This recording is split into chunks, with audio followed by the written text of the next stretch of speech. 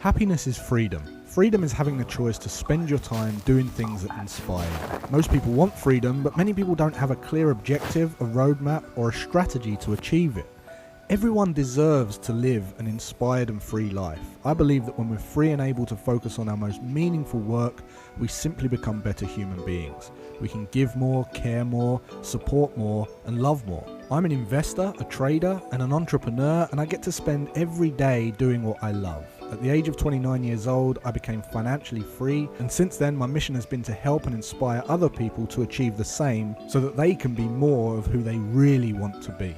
Always Free is about having a free mind, being free to question the status quo, free to take risks, free to say no, free to say yes, free from social idealisms, opinions and beliefs, free to disobey, and free to wake up every day and spend your time to make a difference that inspires you. You can have it all. Living a life designed by you isn't a stroke of luck or a result of circumstance. It's a choice. So if you want to learn how to become free and live an inspired life, join me for the #1 show for financial empowerment and wealth creation as I share my insights, tips, strategies and advice on what allowed me to be always free. Welcome to the show. I'm your host, Jason Graystone.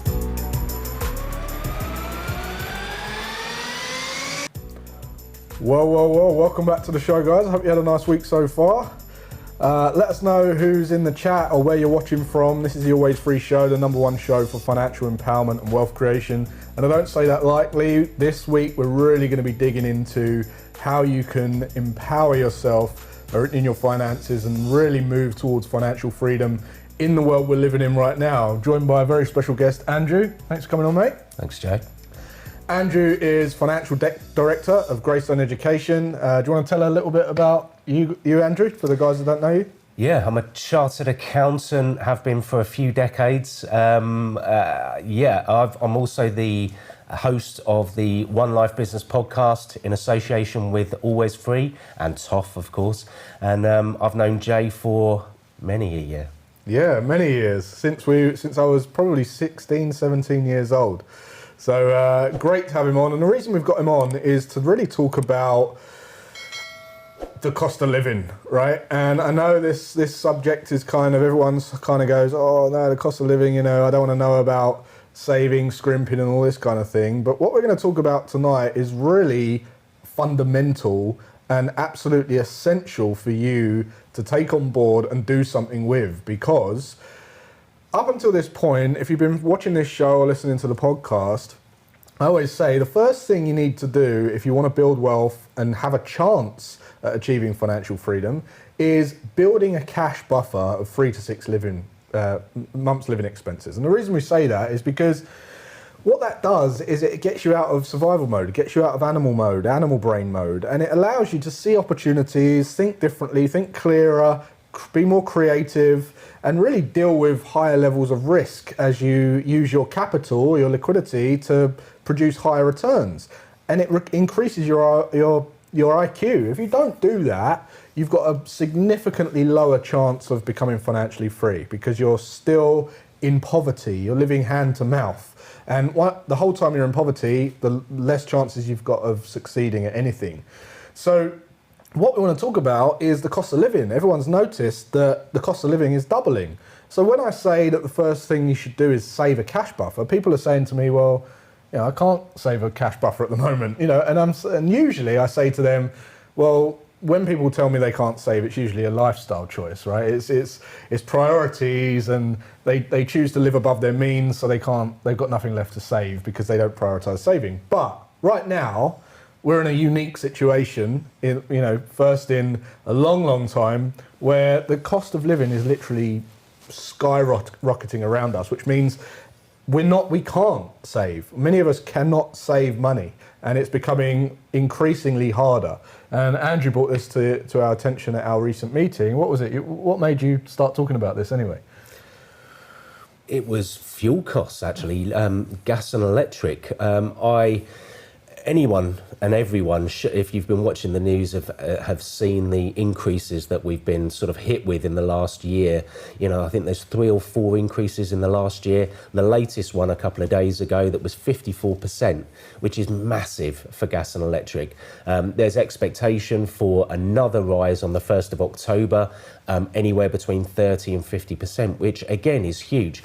Now, we've kind of gone through a period of actually, for many of us, being relatively affluent in so much as interest rates have been so low, mortgages have been so low, it's actually been in everyone's interest to borrow money, which is great for the banks, great for us, and has been for over a decade.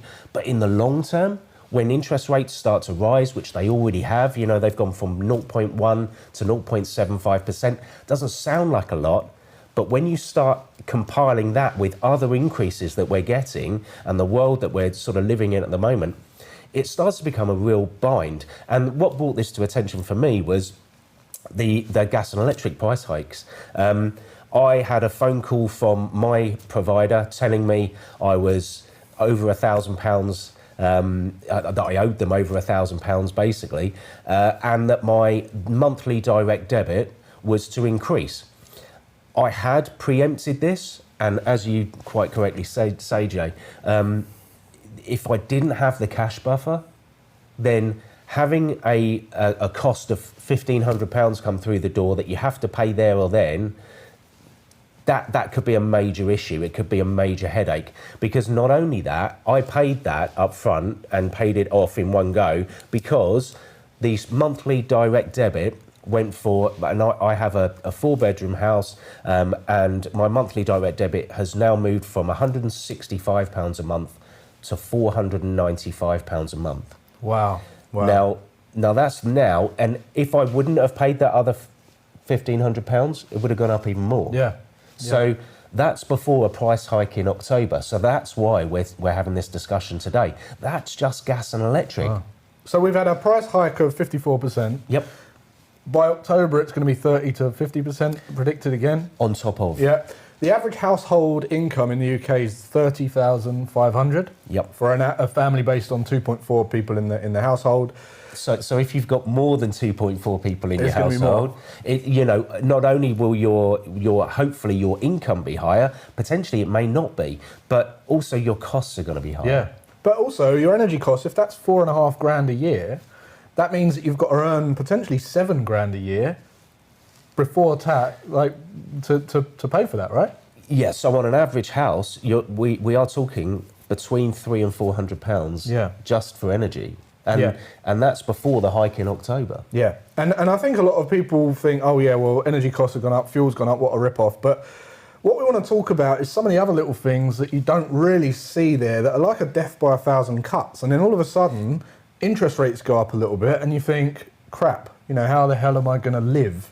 Or you get your rug pulled from under your feet because that's it, it's game over. And when the debt collectors are chasing and if you stay to the end of this episode, we're going to be sharing with you how you can overcome this as well, and how you can get through this, and how you can really master your finances. But we want to talk a little bit about some of the implications and some of the hidden things that you might not be aware of. So, like we've discussed energy costs, fuel costs, obviously that's no joke. It's up, like people are spending like 2,800 a year average on fuel costs now, right? But then there's things like groceries, CPI, it's up like 5%, was it? 5.5%? 5.5. Due to go up to 8.8%. Yeah, so again, initially you sit here and you go, you know what, actually this is what happens over time, everything will increase in price. But I think you need to caveat that by saying, are your wages increasing? If you're a business owner, are you actually increasing your prices to your clients? Because I know for a fact that some businesses are and some businesses are not. And if you haven't looked at what you're charging your clients, this is probably the time to do it. If we're going to talk about not really hidden sort of tax hikes, but quite open tax hikes that are happening this year, 1st of April, so it just happened, or 6th of April actually, there is an increase in your employees' national insurance of 1.25%. again, on its own, doesn't sound like much. You know, Jason, you mentioned death by 1,000 cuts. 1.25% is actually a significant amount off of your salary. If you're a business owner, dividend tax has gone up 1.25%. In 2023, corporation tax, again, if you're a business owner and you're having profits of over 250,000, corp tax is due to go from 19 to 25%. And that comes directly out of your pocket. Yeah, and if you're not adding that onto your sales or your income, then you're suffering that, and you're going to be left behind. But there's also like credit cards, people. So when we're talking about all these different costs, we've already covered like what energy costs. You're paying probably for something like 2,500 more on energy costs, more on fuel costs, about 2,500 more. Then we've got about 300 quid more on groceries, about 800 quid on credit cards. All of this comes to around 6-7 grand. Yep. Ultimately. Now that's extra income that you've got to find after tax and that's basically a 20% pay rise on the average income, right? So you've got to find a 20% pay rise if you're not aware of all this. Otherwise, all of a sudden, you're going to be faced with 20% more costs, and you'll think, crap, what am I going to do? So this is massive. This is a major problem, because ultimately it's stopping people from being able to save money. Now, I don't really believe in like scrimping and cutting coupons and all this kind of stuff and driving 100 yards down the road because it's 0.2p cheaper on fuel. But we're not in that situation anymore. Like, it's now £3 for a litre of diesel, which is like 3 times the cost almost in 2.5 years, which is absolutely, it's gonna cripple you. And you bring up a good point, which is we've all seen that the fuel prices at the petrol pumps have gone up in the last 2 years. A couple of years ago it was less than £1 for a litre of fuel, and at the moment it's up at 180, 160 to 180. But as you say, the expectation is, and some of the reports that are out there at the moment are saying that a litre of unleaded can go to £2.40 and diesel would be £3. Now, at present, you're already paying about an extra £1,200, £1,300 a year than what you were doing before COVID. Yeah. And now we're driving a lot more because COVID's it still is here, but it's where most of us are back at work. And then obviously the biggest kind of tipping point here is is interest rates. If you've got credit cards or if you've got a mortgage, people spend 33% of their income on a roof above their head. So if you've got a mortgage and they just increase those interest rates by 0.5% or 1%, God forbid, then that is the tipping point. That's the end point. Now, some of the people that will be watching this will be old enough, and some of us, I'll say us, won't be old enough. But I know, speaking to people, that interest rates went to 15, 16% in the 70s. And people were walking back into the bank and handing their house keys over. In the 70s, very few people had debt. Very few people had credit cards. We've lived this decade, over a decade, of such low interest rates that actually, as I previously mentioned, it's been advantageous to take money, to borrow money. Yeah, it's been incentivised massively. Absolutely. Now the problem that you've got here is, as interest rates start to rise, not only are you being hit with the mortgage, you're being hit with credit cards, on top of other expenses as well. It could be that this could be the time that you're going to see that divide between those that have wealth and those that don't becoming even starker. Yeah, we've been saying this for a while. It's been brewing, but this is going to be potentially the biggest wealth divide in history, where we see a £5 an hour and a £500 per hour difference between the people that have nailed it and the people that haven't. And the scary part is, if you don't nail this now, for many people out there, if you're going into your 40s, 50s, and 60s, this is literally your last chance to nail this, because it can put you back years and years. And you guys know that I'm not like a doom monger or a scaremonger or anything like this. I genuinely want you to get empowered around your finances, get close to your money, and really nail this. Off the back of what you're saying about people at that age, I think I would caveat that by saying, if you get it right at a young age, and I know there's lots of people that are sort of really young in comparison to me, certainly in TOF, if you get it right at that early stage and you start to save that money and you start to compound that, you're going to be streaks ahead of 98, 99% of people that are out there. And really, the earlier is the better. And that's not to say people that are older are in a much worse state. But the reality is, with this kind of stuff happening, we all are. Yeah. No, it's so true. So, what can people do about it? If you're in the chat, let us know, what you're doing at the moment, how you're feeling right now. Have you seen an increase in price? Because ultimately, everything we've discussed just now means that you are going to have to generate about if you're the average 30,500 income, household income of 2.4 people, $7,000 a year more to afford the cost of living that you're living right now, and that's without taking debt to income into account as well. If you're a higher earner, which many of you are watching this, it's going to be more. It's going to be like 10 plus, which is 20-30% pay rise that you've got to get, or generate more income to the tune of 20 to 30%, which is quite difficult for a lot of people, especially when they're going into animal mode and they can't possibly create new income ideas or talk to their clients or be patient with their clients to get referrals and all of this kind of stuff, and it starts to snowball. So if you can resonate with that, which I'm sure some of you can, let us know in the comments. So what can we do about this? Well, we've decided, because of this, and we just had our meeting, and we regularly go over our own expenses in our business and our personal finances, we decided, which was Andrew's actually idea, that we should run an event on this, because a lot of people are struggling. So what we're going to do is we're going to put together an event, and the link will be in the description of this video, of this show, where we're going to spend 3 days, 2 hours a day, so 3 short workshops, each and every day for 3 days consecutively on mastering your expenses. We're going to go through it all together. I'm going to give you some tools and some strategies, not like what the money coaches tell you and all this kind of stuff where it's very uninspiring and scrimping and all this kind of stuff. I'm going to give you a tool that's going to walk you step by step through recognizing what you're spending, identifying hotspots, prioritizing savings, and then we're going to show you how to generate more income immediately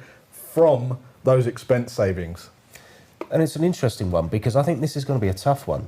There are going to be areas that people just cannot save money. Yeah. And that is where it's fundamentally different to what's been happening for the last 10 years. There will be areas and you'll say, well, there's nothing I can do about that. There is no way of me competing, going to another supplier, going to another provider. Yeah. It's going to be, do I need it? Do I not need it? What do I need to cut out? What do I need? What is fundamentally important to me and my family? Light and heat. It's really important. Food is really important. Food is incredibly expensive.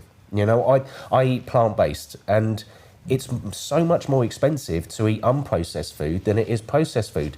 And I'm sitting here wondering, actually, should I start to incorporate some more processed foods into my lifestyle? I don't want to do that, but actually it is a consideration. Yeah. I mean, as I say, we gave you examples of average income, but I think in our house we spend probably £200 a week on shopping, so it's £800 a month on groceries, right? Yep. And I've got 2 growing lads, so I'm above the kind of average, but it's all relative, and we're all going to get pinched as hard. So if you're not ahead of this curve and you can't actually confidently say, I can ride this next crash instead of drowning in it, I would definitely consider getting signed up to this event. It's going to be a net gain investment for you. It's going to be a no-brainer. So the details are in there, and we'll work with you on those 3 days. Andrew's going to be there. I'm going to be there. The team's going to be there. We've got a money coach that's there at hand to help you if needed as well. And this is the chance, guys, to really get your teeth stuck in, get really close to your money. Don't be afraid of looking at your bank statements anymore. Don't be afraid of looking at your bank balance. Let's control it. Let's take ownership of it, grab it by the horns, and start to build wealth. Anyone that's in TOF knows that this is the cornerstone of TOF. Oh, yeah. This is where you start, and then you start to work your way up the pyramid of tier 3, tier 2, and tier 1. And if you don't do this at the start, you're basically knackered for the rest. Yeah. You cannot do the bits above because you don't have that cash buffer in place. You're living that feast or famine lifestyle. Yeah. You're really working. Your bank account is doing that up, down every month end, and you cannot do that and be successful in the long term. So even if this is your way of just identifying where there are some issues and then putting a plan in place for the future, for the next year, 2 years, 3 years, then that's a great start. Yeah.